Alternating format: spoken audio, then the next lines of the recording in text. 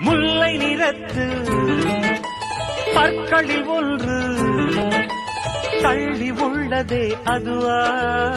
தள்ளி உள்ளதே அதுவா, சங்கு கழுத்தை பாசிமணிகள் தடவுகின்றதே அதுவா, தடவுகின்றதே அதுவா, ஒவ்வொரு வாக்கியம் முடியும் போதும் புன்னகை செய்வாய் அதுவா, அதுவா, அதுவா, ஓரிரு வார்த்தை தப்பாய் போனால் உதடு கடிப்பாய் அதுவா, அதுவா, அதுவா.